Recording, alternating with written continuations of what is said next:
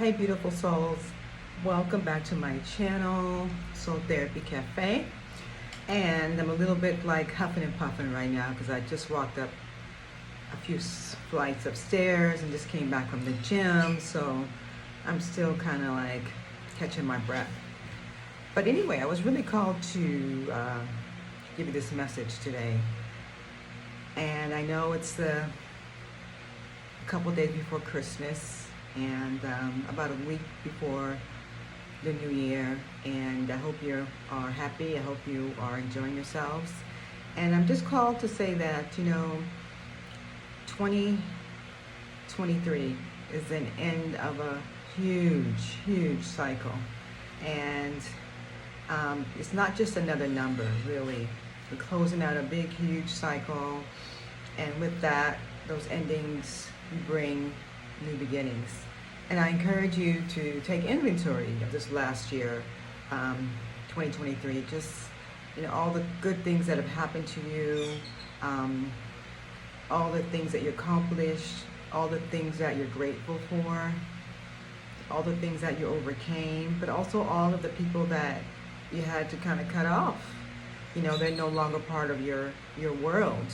It could be family, it could be friends, it could be a job, it could be romantic relationships that you ended. And just take inventory, just take stock. This is what happens, before the end of the year. You really want to be grateful for that, because where you're going, not everybody could go with you, okay? And it takes courage to end things. It's scary. Some things have to end, and some things are a little bit more challenging. It's just a little bit harder, but the sooner you let go, the easier it gets, and the more you recognize that it's necessary so that you can go into the newness that is you, okay? The newness, and I keep feeling like it's like you have to choose yourself. Okay, you have to make a choice. Are you going to continue to be an overgiver? Are you going to continue to sacrifice what makes you happy? Are you going to continue to be in the space where, you are extending your energy and it's draining and it's bringing you down? You have to kind of like let go. And don't be afraid of letting go. But of course, that's another story. But once you let go, it gets lighter and lighter and lighter. And you recognize that really, you didn't really even need that as much as you thought you did. Okay? So taking that inventory, being grateful for all the things you accomplished, and being happy for that, giving thanks for that. And I think this is what this season is really about. Because with the world and what's happening in the world, it's like we haven't seen anything like it in a very long time, at least not in my lifetime, where the world is just turned upside down. I don't even know the headlines. I mean, I know a little bit about what's going on, the things that really matter to me, but I don't get caught up. I don't own a television. Of course, I'm on social media, but I kind of skim past certain things that I'm interested in to know about, but I can't be involved with like taking in all of that energy, all of that low vibrational energy that wants to kind of bring me down, because the more you absorb that kind of energy, all the bad news, all the negativity, you recognize that you're being programmed. You're being programmed to be sad. You're being programmed to have fear. You're being programmed to be low vibrational. You're being programmed to operate on autopilot, not to think. Okay, they want you in this state. When I say they, I'm talking about the few power brokers in the world. Because when you're low vibrational, when you're not thinking straight, and when you're not in your right mind, and when you're not high vibrational, you are, you just go along with it, anything. Okay, you're being programmed without even like recognizing it, and you don't want that. So stay high vibrational. I really feel like healing is a wonderful thing, and many of us are healing, and many of us are on our journeys, and some of us are still asleep, and will continue to be asleep. But then more and more of us are waking up, and we are answering the call. We are loving ourselves. No matter how hard the journey is, we are loving slowly every day, more and more, recognizing, appreciating who we are, all of our individuality, extraordinary talents, and just uniqueness, you know. For the first time, a lot of us are just waking up to the whole, like, I keep seeing a picture of a peacock, you know, like, and all this glory and splendor and colorful, and just accepting yourself and loving yourself. And that's the foundation for self-esteem. That's the foundation to really leveling up, you know. Once you love yourself, then of course that is that solid foundation that you need to build everything that you desire on. And when you love yourself and when you start to heal, it's like you start to choose you, and you start to choose things and places and people that really align with you more. And the other ones, you know, you have to let go, not because you don't care about them, it's just because you're loving yourself more, and you're choosing yourself. And it doesn't mean putting them down, it just means that you recognize this dynamic and what's going on. And maybe it's not always as healthy as it once was, because before it was really never healthy, but you were not quite as healthy as you are now as well. So back to the whole gym thing, because me just coming in from the gym and, you know, just up the stairs, it's something that it's been in and out of my life, but the more I'm in my power, and the more I exert my energy and know who I am and help others to heal as well, the more I want to do for myself. So I had taken a big break from like actually physically like working out with the intention. I mean, I was going on walks and doing some stuff sometime, you know, but I wasn't really like, okay, this is part of my daily, or I do this so many times a week.